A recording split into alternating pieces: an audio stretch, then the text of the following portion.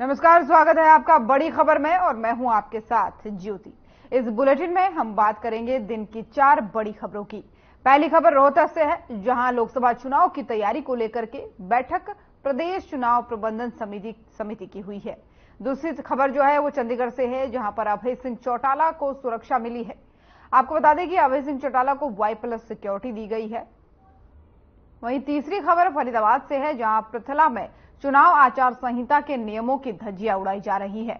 और चौथी खबर गुरुग्राम से है, जहां साइबर सिटी गुरुग्राम में उस वक्त हंगामा हो गया जब सदर बाजार में नगर निगम की टीम अतिक्रमण हटाने पहुंच गई।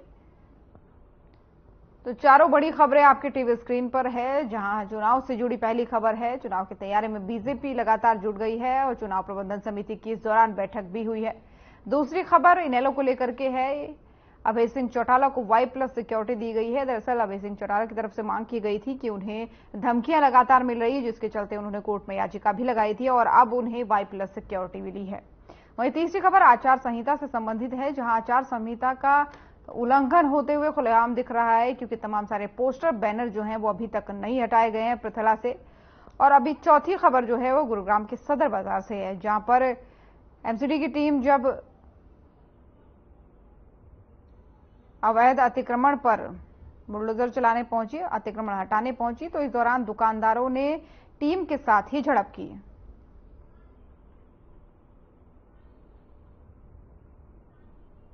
तो चारों बड़ी खबरें आपको तस्वीरों के माध्यम से भी दिखाने का प्रयास कर रहे हैं, जो आज के दिन की सबसे बड़ी 4 खबरें हैं, जिनमें चुनाव से संबंधित भी खबरें हैं। साथ ही इनेलो को लेकर के अगर बात करें तो अभय सिंह चौटाला को Y+ सिक्योरिटी मिल गई है। आचार संहिता का उल्लंघन होते हुए भी कई जगहों पर दिख रहा है चुनाव के पृथला से खबर सामने आ रही है।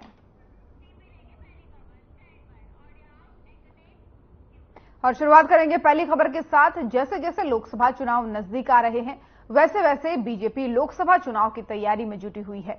लोकसभा चुनाव की तैयारी को लेकर प्रदेश चुनाव प्रबंधन समिति की बैठक हुई है, जहां बीजेपी प्रदेश कार्यालय में बैठक का आयोजन किया गया और इस दौरान मुख्यमंत्री नायब सिंह सैनी बैठक में मौजूद रहे और वहीं पूर्व मुख्यमंत्री मनोहर लाल भी बैठक में शामिल रहे।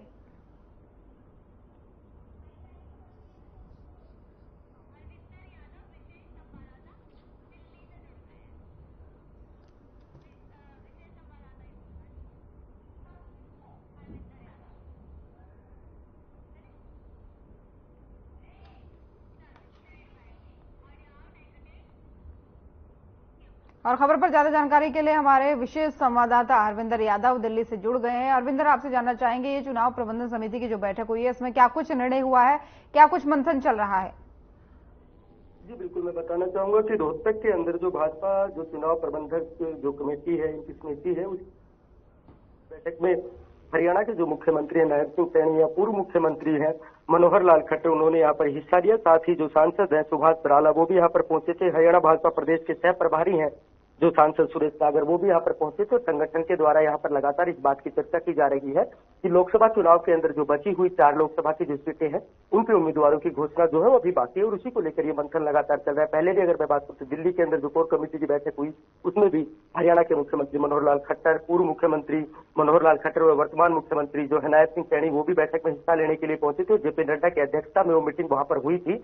तो लोकसभा की जो टिकटें हैं, उन्हीं के वितरण को लेकर लगातार ये मीटिंग का दौर है वो यहाँ पर चल रहा है, क्योंकि हरियाणा के अंदर जो मंत्रिमंडल विस्तार था, विस्तार होने के बाद अब जो पूरा फोकस है हरियाणा बीजेपी का, वो सारा का सारा फोकस यहाँ पर लोकसभा चुनाव के ऊपर रहेगा, क्योंकि 4 जो अहम सीटें बच जाती हैं, उन 4 अहम सीटों के ऊपर उम्मीदवारों की घोषणा होनी है। चाहे हम कांग्रेस की बात करें, बीजेपी की बात करें, क्योंकि बीजेपी के द्वारा 6 उम्मीदवारों की घोषणा हरियाणा में लोकसभा चुनाव को लेकर की जा चुकी है।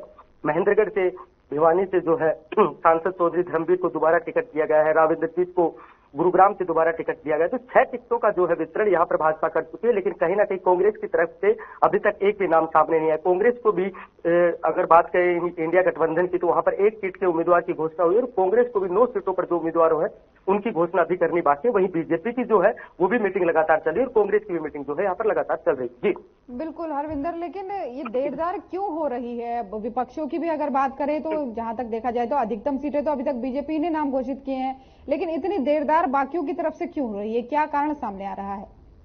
देखिए, इसमें सबसे बड़ा सवाल यहाँ पर खड़ा होता है कि कांग्रेस और भाजपा की ही टक्कर हरियाणा में साफ तौर पर देखी जा सकती है, क्योंकि कांग्रेस इस बार पूरी तरह से तैयारी कर कर लोकसभा क्षेत्र में उतरना चाहती है, क्योंकि वो चाहते हैं कि 6 सीटों पर घोषणा के बाद अभी जो मंथन है वो कांग्रेस का यहाँ पर चल रहा है, क्योंकि काफी सारी चीजें हैं जिनको हमें बहुत ही गहराई से समझना होगा। हिसार सीट की बात करें या फिर रोहतक सीट की बात करें, जहां पर बीजेपी ने भी किसी अपने कैंडिडेट की जो घोषणा रोहतक सीट पर अभी नहीं की है, तो बीजेपी भी कहीं ना कहीं उस सीट को भी बहुत महत्वपूर्ण तरीके से देख रही है। अगर इन चीजों को देखें तो साफ तौर पर देखा जाए कि अभिनेता जो रणदीप हुड्डा है या फिर बालकनाथ है, उनकी भी चर्चा यहाँ पर चल रही है कि उनको यहाँ से टिकट दिया जा सकता है। कुरुक्षेत्र सीट पर एक बड़ा फेरबदल है जो आज हमारे सामने जो खबर आई, उसमें नवीन जयहिंद जिंदल की पत्नी है सालू जिंदल, उनका नाम आज काफी चर्चाओं में चल रहा है और इसी को लेकर जो मीटिंगों का दौर है वो लगातार चल रहा है। सोनीपत सीट से योगेश्वर दत्त की भी बात चल रही है, सांसद जो है अरविंद शर्मा, उनकी भी बात यहाँ पर चल रही है। तो कहीं ना कहीं ये चीजें हैं कि जिनको लगातार देखा जा रहा है, क्योंकि जिस प्रकार से जो पहली जो लिस्ट थी, जो सूची थी, वो जारी की गई, हरियाणा के अंदर 6 उम्मीदवारों की घोषणा की गई। उसके बाद कहीं ना कहीं लगातार कोर कमेटी की जो बैठकें हैं वो लगातार चल रही हैं, चुनाव समिति की बैठकों में भी लोग हिस्सा ले, और साफ तौर पर यहाँ पर देखा जा रहा है कि जो बीजेपी की जो आला कमान है, उन्होंने यहाँ से जो सारी की सारी जिम्मेवारी वो हरियाणा के जो मंत्री हैं, जो पूर्व मुख्यमंत्री है, वर्तमान मुख्यमंत्री, उनकी लगाई हुई है कि जो भी 4 सीटें हैं कहीं भी किसी भी प्रकार का रिस्क यहाँ पर बीजेपी नहीं लगे, जो अच्छे से अच्छे उम्मीदवार होंगे उन्हें उतारने की कोशिश लगातार यहाँ पर की जा रही है। बिल्कुल हरविंदर, लेकिन एक चीज और, कुरुक्षेत्र जो सीट है वो भी काफी हॉट सीट है। इसमें जो गठबंधन की अभी बात हो रही है, चाहे कांग्रेस और आम आदमी की करे, तो वहां से उम्मीदवार बना दिया गया है, लेकिन बीजेपी की तरफ से कोई संभावित नाम इसको लेकर के, क्योंकि इनेलो ने भी अभय सिंह चौटाला को यहां से मैदान में उतारने की बात बता दी है। देखिए, आज एक राजनीतिक फेरबदल हुआ। मैं दक्षिण हरियाणा की तरफ आपका रुख करना चाहूंगा, क्योंकि सबसे पहले हमें ये लग रहा था कि कांग्रेस की टिकट पर जो दावेदारी थी चंद्रगढ़ भिवानी लोकसभा से, वहां पर राव बहादुर सिंह को लोकसभा का उम्मीदवार कांग्रेस की तरफ से बनाया जा सकता है, लेकिन कहीं एक बड़ा फेरबदल अभी कुछ समय पहले हमारे सामने खबर आ रही थी कि उन्होंने जेजेपी ज्वाइन कर ली है, तो जेजेपी की तरफ से लोकसभा का चुनाव जो टिकट है वो राव बहादुर सिंह को दिया जाएगा। तो कहीं ना कहीं कांग्रेस की तरफ से श्रुति चौधरी का टिकट यहाँ से पक्का होता हुआ नजर आ रहा है। अगर दूसरी जो भी लोकसभा सीटें अगर उनकी बात करें तो साफ तौर पर 2-2, 3-3 ऑप्शन हर सीट पर बीजेपी रखकर चल रही है। किसी भी नाम को फाइनलाइज करने से पहले हर प्रकार से उस चीज की जांच की जा रही है, हर एंगल से उसको, चाहे जातीय समीकरण हो या फिर क्षेत्रीय समीकरण हो या फिर उनके पीछे के बैकग्राउंड हो या फिर उनकी वोट बैंक की जो राजनीति है, हर प्रकार के जो विश्लेषण है वो करने के बाद ही किसी फाइनल नतीजे पर पहुंचेगी। क्योंकि 6 सीटों की घोषणा के बाद बीजेपी जो 4 सीटों को होल्ड किया गया है, तो कहीं ना कहीं कुछ बड़ा होने वाला है। जी बिल्कुल, लेकिन हरविंदर एक चीज और, क्योंकि चुनाव जो है वो नजदीक ही है, कोई बहुत समय इसमें बचा नहीं है, ऐसे में तैयारियां भी हम देख रहे हैं लगातार जो है पार्टियों की तरफ से की जा रही है, तो ऐसे में क्या लगता है जो अभी हाल ही में मंत्रिमंडल का विस्तार हुआ है हरियाणा में, उसका कुछ असर देखने को मिल सकता है? क्योंकि मुख्यमंत्री का चेहरा बदला गया, फिर अभी 7 ऐसे चेहरे हैं जिनको पहली बार कैबिनेट में जगह दी गई है या फिर मंत्रिमंडल में जगह दी गई, तो क्या लगता है इसका कुछ बदलाव देखने को मिलेगा? देखिए, आप इस चीज को थोड़ा सा गहराई से हमें समझना होगा कि मंत्रिमंडल विस्तार के बाद जिस प्रकार से मंत्रिमंडल का जो विस्तार हुआ है और जिस प्रकार से जो नए मंत्री बनाए गए हैं और जो निर्दलीय है उनसे किनारा किया गया है, तो कहीं ना कहीं बीजेपी इस बात से आश्वस्त है कि वो अपने अकेले के बलबूते पर 10 की 10 जो लोकसभा सीटें हैं वो उन पर जीत हासिल करेगी। क्योंकि इसी विश्वास के साथ, क्योंकि मंत्रिमंडल जो विस्तार हुआ, तो कहीं ना कहीं इस बात को भी देखा जा सकता है कि हरियाणा में जो सरकार चल रही है, कहीं ना कहीं निर्दलीय कि बलबूते पर ही हरियाणा में सरकार खड़ी है, लेकिन बावजूद इसके भी किसी भी निर्दलीय को मंत्री नहीं बनाया गया, तो कहीं ना कहीं बीजेपी आश्वस्त है, इस बात से कोई दोहराई नहीं है। लेकिन एक सबसे बड़ी बात निकल के आती है कि बीजेपी को जिन सीटों पर उम्मीदवार घोषित करने, उन सीटों पर बीजेपी के उम्मीदवार बीजेपी के लिए सबसे बड़ी चुनौती है जो सेकंड नंबर की जो पार्टी है, क्योंकि उसी को ध्यान में रखते हुए बीजेपी लगातार इस चीज को देख रही है कि अगर जो भी उम्मीदवार उतारा जाए वहां पर टक्कर में कांग्रेस किस उम्मीदवार को उतारेगी। इन दोनों ही चीजों पर मंथन लगातार हो रहा है, क्योंकि अशोक तंवर को जिस तरह से ज्वाइन करवाने के बाद तुरंत जो सीट टिकट दी गई, तो कहीं ना कहीं बीजेपी इन चीजों को जरूर देख रही है। बिल्कुल ठीक है अरविंदर, नजर बनाए रखिएगा आप इन तमाम सियासी खबरों पर। फिलहाल बहुत बहुत धन्यवाद आपका तमाम सारी जानकारियों के लिए। और अभय सिंह चौटाला को सुरक्षा मिली है। आपको बता दें कि अभय चौटाला को Y+ सिक्योरिटी दी गई है। पंजाब हरियाणा हाईकोर्ट में दायर याचिका पर सुनवाई के दौरान सरकार ने ये जानकारी दी। सरकार ने कहा कि अभय चौटाला को Y+ सिक्योरिटी दे दी गई है। अभय चौटाला ने सुरक्षा को लेकर पंजाब हरियाणा हाईकोर्ट में याचिका भी लगाई थी।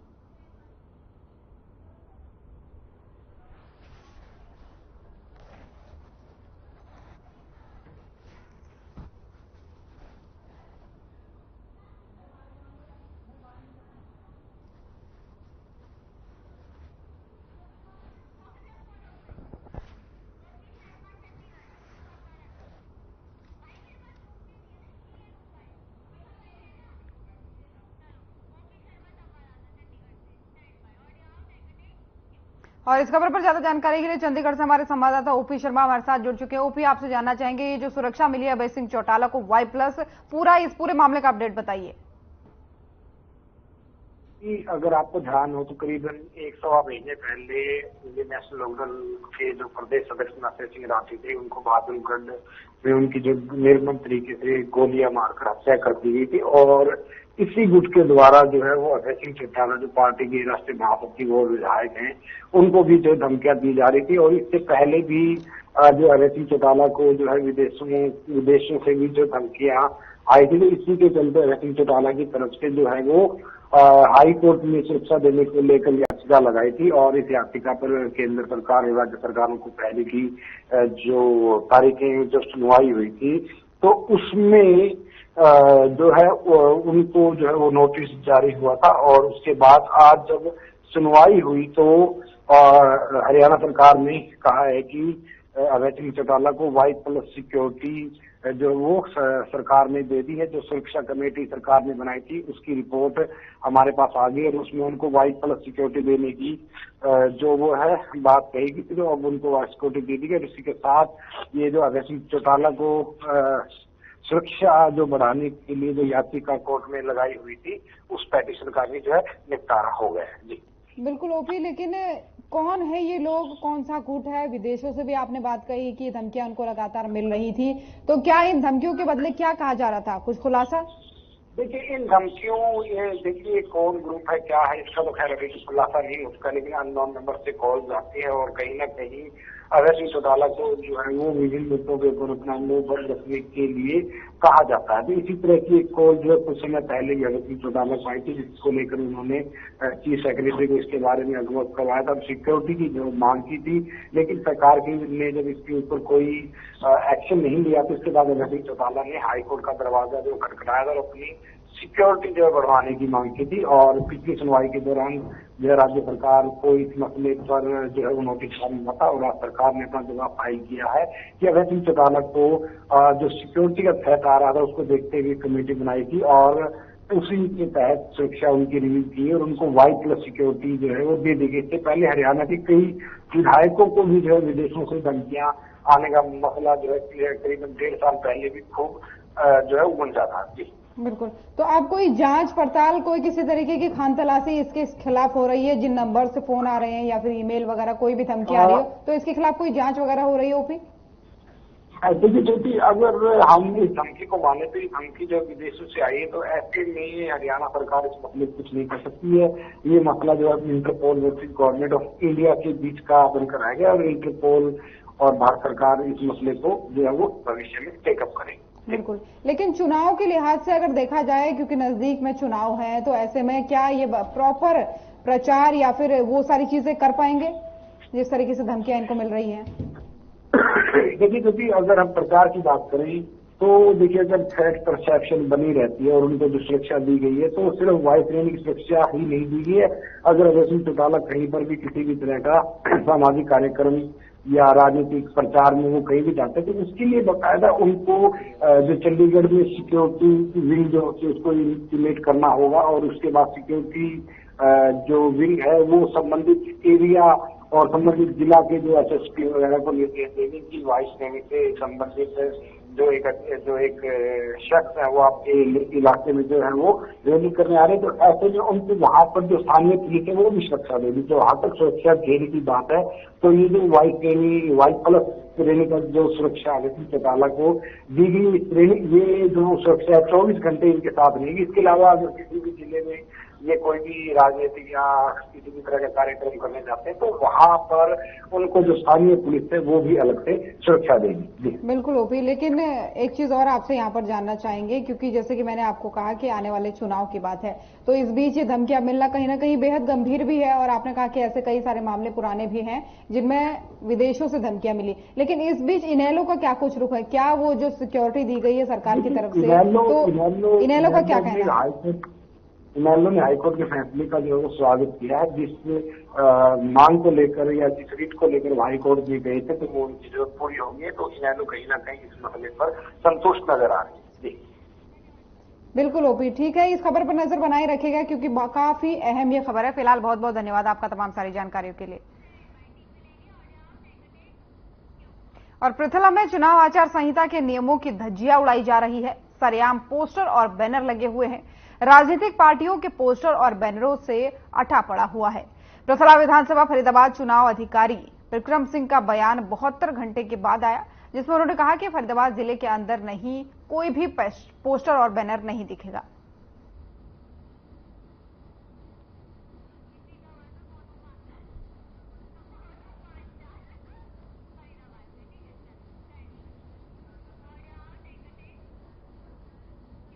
और मोनू पांचाल इसी खबर पर ज्यादा जानकारी के लिए फरीदाबाद से हमारे साथ लाइव जुड़ चुके हैं। मोनू, आपसे जानना चाहेंगे कि आचार संहिता लागू हो गई, लेकिन फिर भी नियमों की धज्जियां उड़ाने की खबरें लगातार सामने आ रही है। फरीदाबाद का क्या अपडेट है?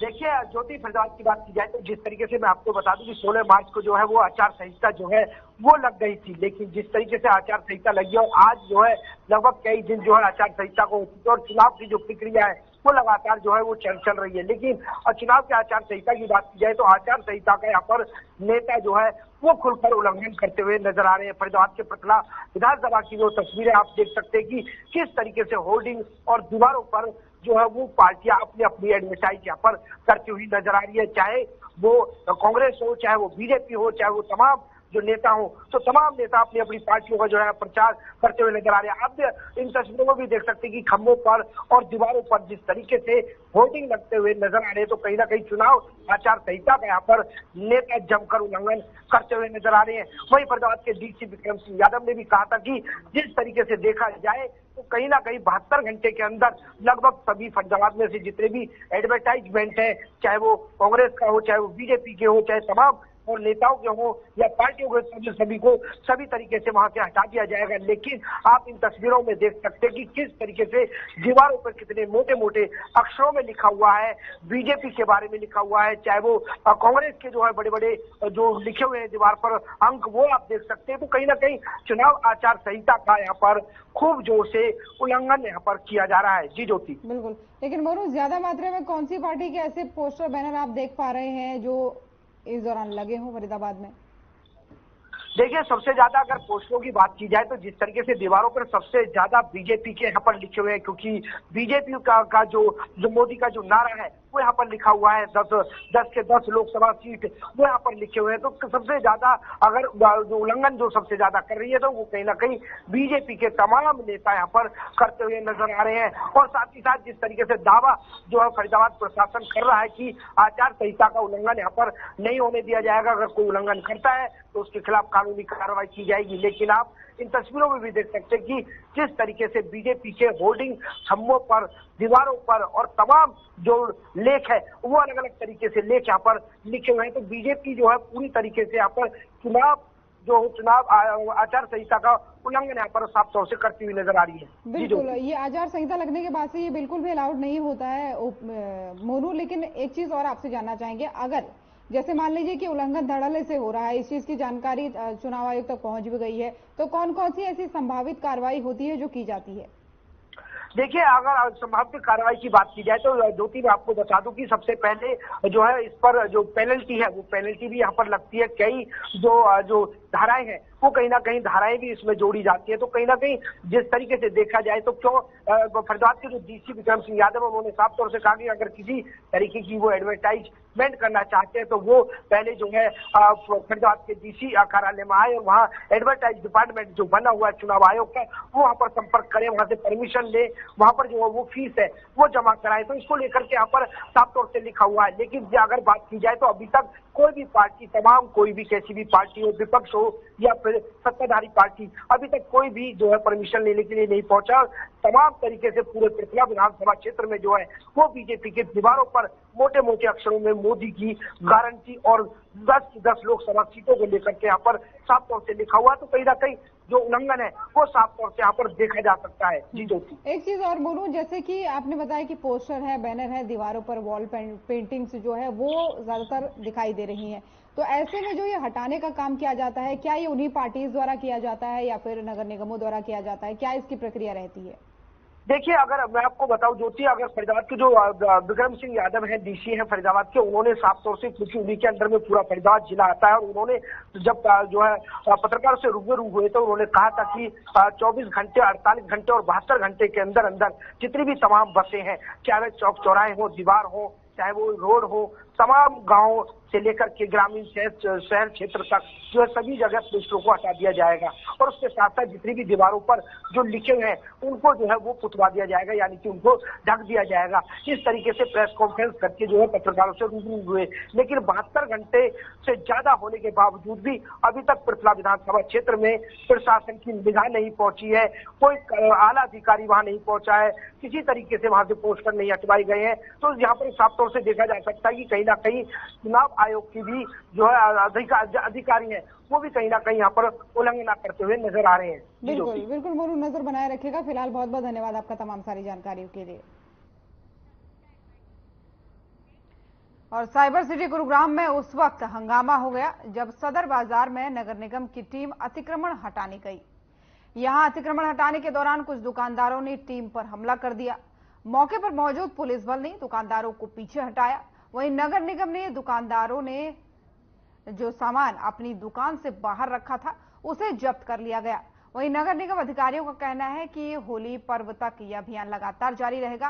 कार्रवाई के दौरान दुकानदारों को चेतावनी भी दी गई। अतिक्रमण हटाने वालों की दुकानों को सील किया जाएगा।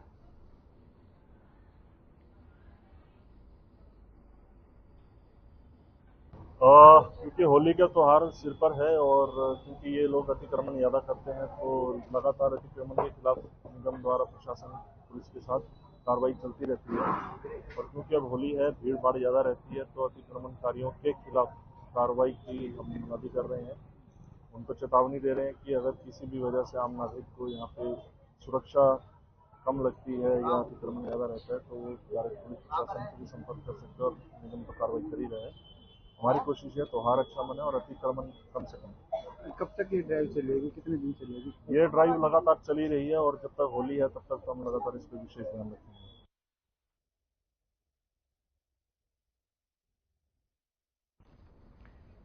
तो गुरुग्राम से खबर आपको बता रहे हैं जहां पर सदर बाजार में हंगामा देखने को मिला। अतिक्रमण हटाने को पहुंची टीम एमसीजी की टीम के साथ लोग हाथापाई करते नजर आए। दरअसल इस दौरान होली के चलते अतिक्रमण हटाने टीम पहुंची थी, लेकिन दुकानदारों ने टीम के साथ ही झड़प करनी शुरू कर दी। तस्वीरों में आपको लगातार दिखा रहे हैं किस तरीके से टीम जो है एमसीजी की वो पहुंची है यहाँ पर। और इस दौरान होली क्योंकि नजदीक है और होली के चलते ये अतिक्रमण हटाया जा रहा है, लेकिन दुकानदार जो हैं वो इस दौरान हंगामा करते हुए नजर आए, जिनको आप तस्वीरों में साफ तौर पर देख सकते हैं कि टीम के साथ हाथापाई करते हुए कुछ दुकानदार दिख रहे हैं। और इस दौरान ये टीम जो है वो अतिक्रमण के खिलाफ कार्रवाई करने पहुंची थी।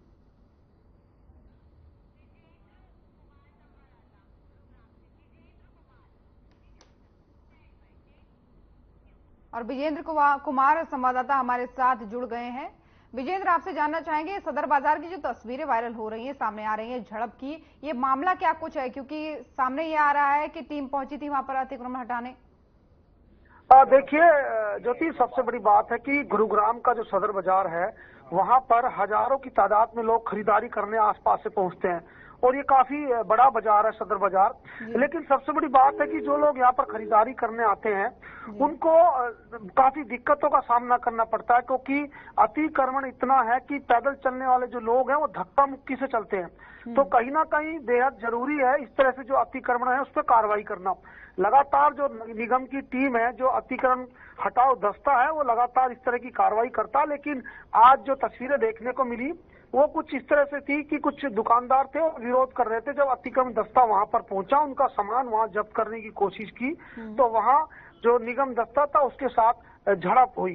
तो आपको बता दें कि इससे पहले भी जो दुकानदार अतिक्रमण करते पाए गए तो कई बार दुकानों को सील किया गया, क्योंकि सील करना भी एक तरह की चेतावनी था। लेकिन लगातार इस तरह की तस्वीरें आती है कि जैसे ही कोई सीजन आता है तो दुकानदार एक दूसरे की होड़ में 10-10 फुट तक अतिक्रमण करते हैं, पटरी बाहर लगाते हैं। कितनी बार निगम कमिश्नर द्वारा चेतावनी दी गई है, समय समय पर लगातार वहां पर जो अतिक्रमण हटाओ दस्ता है वो गश्त करता है, लेकिन उसके बावजूद भी बाज नहीं आ रहे हैं।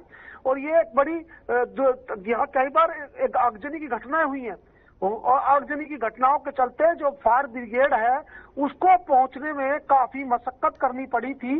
ये अतिक्रमण का ही एक तरह का दिक्कत थी कि गाड़ी समय पर नहीं पहुंच पाई, और इस तरह की अगर बड़ी घटना होती है आगजनी की तो गाड़ी नहीं पहुंच पाएगी, एक बड़ा हादसा हो सकता है। इसीलिए निगम लगातार इनको चेतावनी भी देता है, लगातार इन पर कार्रवाई भी करता है, लेकिन उसके बावजूद भी ये बाज नहीं आ रहे और इस बार विरोध कर रहे थे। फिलहाल निगम अब कार्रवाई करेगा और जो दुकानदार सामान अगर बाहर रखता है तो उसके खिलाफ सीलिंग कार्रवाई भी अब की जाएगी जैसे पहले की थी। जी बिल्कुल विजेंद्र, ये कहीं ना कहीं आम लोगों के लिए भी काफी परेशानी वाला विषय है। फिलहाल बहुत बहुत धन्यवाद आपका तमाम सारी जानकारियों के लिए। तो बड़ी खबर देख रहे थे आप। बुलेटिन में फिलहाल इतना ही। नमस्कार।